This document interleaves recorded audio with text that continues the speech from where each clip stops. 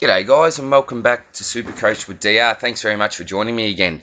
Now today we've got part 2 of my Breakout Contenders team video and we're going to be looking at the midfield. I do apologise, I was meant to have this out in the last couple of days, but I've been a bit all over the place. Went and saw an NBL game, went to the cricket with a couple of the boys, so I do apologise for that. I am on summer holidays at the moment, so yeah, I do need to spend a little bit of time with the boys, but yeah, really wrapped that I can finally get this video up. So we've got a few good prospects here from a range of different sides. Obviously, Huey McCluggage we've got there at 510,700. I'm not going to talk too much about Huey. I think I've probably mentioned him in every one of the videos that I've made so far, to be quite honest. But if you do want a bit of extra info on Huey, feel free to click on my other video that I popped up about a week ago. And it runs through a bit of his history and how I think that he might score this year. However, we will move on to Sam Walsh. Huge fan of Sam Walsh. We know he's an elite junior. We know what he produced last year. He won the Rising Star, which is always a good sign. Is it the be-all and end-all? Well, certainly not. If we cast our mind back a few years ago, we know that Louis Taylor ended up taking the award over Bond. And we look at how their careers have panned out, to date. There's still some hope for Louis, and now there's at the Swans. I only wish him the best of luck. Louis, I think, is a great character, but just because you win the Rising Star, it doesn't necessarily mean that you're going to have a really successful and solid career at the top level. But I think Sammy Walsh is a little bit different. We look at what he did last year. So in the first 5 weeks, had a score of 112, 123. And then another 112. And that's in his first 5 weeks of football. He had a high score of 141. So he's shown that he's actually got a fairly decent ceiling for someone that's in their first year of football. He's a real whiz kid, Sam Walsh. And to be quite honest, I think that this will be the last year we'll be able to pick him up at a starting price of under 500k. I think if we look to 2022, I doubt whether or not we'll even be able to select Sam Walsh as a starting price under 600k, to be quite honest. I really do rate him that highly, Sam Walsh. I think one thing that we worry about, particularly with first and second year players, is not only the second year blues, but how's their tank? The first year, I'm sure that they've put their bodies through some hell, getting it up to the rigours of AFL standards, and sometimes we do see players have those second year blues. But I really think that Sam Walsh can do something similar to a Clayton Oliver in his second year. Now, we know that Oliver boosted his average by over 40 points. So, look, let's just say if Walsh can even boost his average by, let's say, 20 points, then, he's sort of getting to that 106 average. And is 106 good enough? Well, personally not. But let's just say that he boosts that average by 25 to 30. You're then looking at your 111 to 116. Now, for someone that starts at a price of 471, if he can get close to that average of, let's just say 110, which isn't an easy ask, we know, for a second year play, but it is Sam Walsh we're talking about, I think he could actually present some really, really good value as Walshy. So we look at some of his stats, last year, his season high, he actually had a 32 disposal game, which was terrific from a first-year player. He played all 22 games, and I'm certain that he's now in their best starting midfield, Sam Walsh. We know that Carlton are also a team on the rise. He's applying his craft next to probably the number one beast in the AFL in Paddy Cripps, and we're only going to see this guy improve. An average of 13.5 kicks, almost 12 handballs, an average of 25 disposals in his first year. We know that he's a running machine. Has he got the best disposal? Well, it's a little bit untidy at times, but I think he's still got some great skills. And I see no reason whatsoever for Sam Walsh to go backwards this year. I can only see him improving. And I know that's a pretty obvious thing to say when we're looking at a talent like Sam Walsh. Do you start with him or do you not? I know that Freo Tragic, who's a regular on Supercoach Talk, g'day mate, thanks for all your discussion and feedback so far, mate.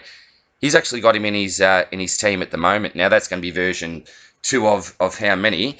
But there are some people that are seriously considering Sam Walsh. And I think that it's someone that we do need to give a little bit of thought to. I wouldn't be surprised to see, Walsh hover around that sort of 520 to 540 mark possibly. But you have to ask yourself, is that good enough for your midfield? For me, it's probably a no. But yeah, definitely keep an eye on Sammy Walsh. He's only going to get better. All right, on to someone that I had in my team last year, not from the start, probably through the mid to latter stages of the year, in Wayne Miller. Now we start at 402,500, available with that DPP swing from the mid to defence. Now, to be honest, he disappointed me last year, but I think there's a reason why he didn't score consistently or, even score that well. He was all over the place. He was played back, he was played forward, he was played mid. And there was simply no consistency in his role and what the coach was asking him to do from week to week. Now, I really think that the Crows midfield is a bit vanilla. It's a bit slow. And they need to inject some pace and an X factor into it. And I think Miller really does fit the bill. And he provides a different skill set to the big three in there. He's actually cheaper than what he started last year. So last year he started around 433k. So you're getting a 30k discount this year. He had a great first month of footy last year. Started off with scores of 82, 105, 109, 86. And we thought, terrific, this looks like a really solid starting selection. But unfortunately, injury strike. It actually happened twice last year. He did have 2 injury-affected games and missed a bit of a chunk of the season. Only averaged 74.6 at the end of the season. And, even if we take those 2 injury-affected games into account, that averages, probably a bit closer to 80. But as I said, just no consistency in his scoring. In the last 8 weeks, he posted scores of 40 and 52, as well as a 96 and a 114. So, what do we do with Wayne Miller? As I said, I think he could be a terrific player in the midfield there and something that Adelaide need. If the new coach feels that way and thinks they need a little bit of that X factor and pace running through the midfield, then Miller could be a man. Would I start him in the midfield? No. I'd probably have him in the back line and maybe, as I said, a Rivers or a Bianco was possibly that swing back into the middle. But definitely someone to keep an eye out for. We don't really know what's happening with the Crows, team and particularly backline this year. We've heard that Gibbs has been training back there. You've got your Smiths. You've got your Lairds. Is a Laird going to be running through the midfield? We know we've got Duday back into the side. He probably won't affect Miller's role as he'll probably take over from Keith that ended up at the Dogs. But definitely track and see how he's going. I know that a few people did actually start him last year. And if you started him last year, at around that 430 mark, and now he's available at 402k, then there's no reason at least not to have a look at Wayne Miller and see how he's tracking in the pre-season. Andrew McGrath. So former number 1 draft pick, taken number 1 in the same draft as McCluggage and Taranto. Arguably, Taranto and McCluggage have taken their game to the next level. Has Andrew McGrath? Probably not for me. Now, last year, in terms of Supercoach, really disappointing year. He actually had 10 scores in the 50s and 60s and only hit the 100 once, and that was only 101. So, some really low scores and not a really high ceiling. He has career averages of 70.7, 70.8, and 73.5. So, all hovering around that 70 mark. But the good thing I like about McGrath is that he's got good durability as well. He's an athletic beast, and he's one of those players, and I talked about in my other video, what to look out for a breakout contender. One of those things with McGrath, I think, is that natural progression as well. Being that early draft pick, as I said before, I think he's only got room to grow, and we know, as I said, he's an athletic beast. He can run all day, got some great traits. He's been spending a little bit more time in that midfield, and when he becomes a full-time midfielder, I think he'll be a really damaging player. But we'll have to wait and see on Andy McGrath like we will on lots of these players. Next player we've got here is Quinten Arkell from the Cats. He'll set you back 396,000, so just under 400k. We actually didn't see Arkell until round 21 of last year. But when he did come back, he set low in a big way. Went bang with a 123, dropped for a 56, and then finished with a whopping 134. So it ended up finishing with a 3-game average of 104.5. I think he's a bit similar to Wayne Miller, and he's a really classy player with speed to boom. But unlike Miller, he's not DPP eligible. If he was, I'd give him some more consideration. But 396k, might be reasonable for what he can produce. With Arkell, he scores maybe a bit of a roller coaster, which is probably a ride I don't want to buy a ticket for him in midfield. So definitely one to consider. We look at that 3-game average finishing off last year was with 2 really, really great scores. But as we know, with players like Arkell, he does have the potential to drop some stinkers, and particularly, as I said, given the fact that he's not DPP eligible, probably something that I wouldn't look for in my midfield. But give him a look anyway. Right, so now on to Andrew Brasher. Now, you may be thinking, why have you got Brasher here? You only had the one score over 100 plus last year, and some pretty low ones to throw in with that as well. But there's a couple of things that I think we need to take into account. Firstly, he's a second-year midfielder, and he's coming back from a horrendous incident that shocked the footy world, and his pre-season was really affected by it too. By all reports, he's a terrific kid, he's a great leader, and a hard worker. Many of us have heard what the Brasher boys do. I think it's either before or after their Christmas lunch. They go out in the 30-degree heat and train for a couple of hours together. That's their thing that they do. That's the sort of attitude that these boys bring with them. And with Andrew Brasher, I think he's only going to improve his leadership due to his great attitude. He's actually on the record as saying, and this is what excites me about this pick, is that he thinks he's actually on track to be a starting inside midfielder for Freo in 2022. There's obviously, a few spots there that possibly may be up for grabs. I have heard that Fife may be looking to spend a little bit more time forward, due to his dodgy shoulders and to sort of prolong his career. If that's the case, there's even more opportunity in that Freo midfield as well. And at 382,000, I'm actually seriously considering starting him in my forward line. The main question for me, however, is that can you start all of your Brasher, Stephen, Smith and co?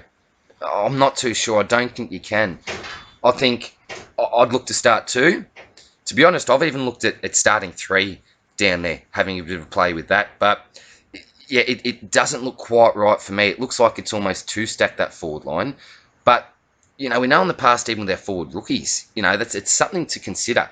But for me, the balance is possibly a little bit off if we start with 3 of these guys. Depending on if we start with, a Whitfield or a Dusty or Heaney, 2 of those, maybe it could fit in the 3. But I think we'll probably, if we're looking to start with one of these, or up to 2 to 3 of these breakout / mid-price contenders, we're going to have to be really selective in who we pick and how many of them that we do pick as well. On to Calamachi. So ex-Gold Coast boy, ex-first round pick, is now found himself at the Brisbane Lions. He'll be 22 years old when the season starts next year. So last year only played the 1 game where he got 82, which was a pretty solid score. His career high games for a season to date was 16, and that was actually in his first year for an average of 60. Then in 2017-2018, played 14 games each year for an average of 53 and 55. So I think during that time he mainly played up forward. And, he's an exciting player. I think it was, from memory, it might have been against Richmond. He took an absolute screamer, went back, slotted the goal, and that just showed, something what he was capable of, that real X factor. And I think back in his junior days, he took an absolute screamer as well, which, really, brought his name to recruiters' attention. I think it wasn't already before that. What I like about him is the fact that he's got that pace. He's got some good skill on him as well, and I think the Brisbane Lions want the ball in his hands. I've heard out of Brisbane at the moment that running half-back position is probably looking like our cheese at the moment, but he's actually got some big competition for young Brandon Starcevic as well, who's apparently tearing up in the pre-season, like everyone else is, I suppose, at this time of year. But definitely one to keep an eye out for. As I said, do we start him in our midfields at 3'11"? Probably not. I think there's better value elsewhere. We could look at someone like a Cockatoo, which we'll get to in a sec. But keep an eye out on him. Maybe he might need this year just to, learn the Brisbane Lions system, just to get some consistency in his football, consistency in his body, stay out in the park. And I'd love to see this bloke play 22 games next year and set himself up for, a really solid 2021 and beyond. Right, so next player we'll have a look at here is Aiden Bonner, ex-GWS player. Now finds himself at the Roos. So he's had an interesting career to date. Hasn't really been able to get onto the field. So in 2018, he played 4 games at 57.5. But he only got the 2 games last year in 2019 for an average of 41.5 towards the end of the season. And to be honest, I think that's mainly because GWS had such a depleted midfield. He was a highly rated junior, but unfortunately he had 2 knee recos back in his junior days. And that they say that he became a little bit of a forgotten man, but upon his return, he really caught the eye of the recruiters, due to his X factor. He's got some great versatility, so, can play all around the ground, a good vertical leap, and also some really good acceleration. So, well, where's it gone wrong for Bonner? I think he has had some trouble, as we said, with his bodies, and you can't expect, a junior that's had the 2 knee recos just to get straight into the AFL system and make an impact straight away, particularly at a club like GWS where they've got a stacked midfield and got, so much depth there. So for me, why do I have him here? A couple of reasons. The first one is opportunity. So now that he finds himself at North Melbourne, I think that he's got a better chance to actually break into that side. As we know, GWS made the grand final last year. And, with as many injuries as they had, he still really couldn't seem to force his way in apart from those couple of games and then went back out of the side again. So where will he play at North Melbourne? I'm not exactly sure. If, he's got a bigger body, if he's looking to play, through that midfield, particularly as one of the insides, you've got blokes like, your Cunnington, Zeeble, who knows where he's going to go. LDU will be another one of those young blokes with the big body that's coming through. So where will he play? I'm not too sure. But given the fact that he's got that DPP and basically at a rookie price, seriously consider him. Whether or not that's in your midfield, whether or not that's in your forward line, I suppose that will depend on your structures. If I select him at 202, I'd want to be selecting him as a starting on-field rookie. I don't want blokes that are costing over 200k that are simply going to be sitting on my bench. So if he's looking like he's going to be a regular in the 22, then definitely have a really good look at him and see how he goes. But, if he's looking to be more of a depth player, then I probably wouldn't be selecting him at the start at 202. If he can make his way, into the side, have a couple of really solid weeks and look like he's got some good job security during the year if he manages to come in, if that's the case, then definitely look at him there possibly. But, we'll need to see exactly what they've got in store for Bonner and how he goes during the pre-season. All right, on to my man Nakaya Cockatoo. Where have you been, Cock? He simply hasn't been able to get himself on the park, the young fella. Again, and I'm probably repeating myself with many of these blokes, he just oozes talent.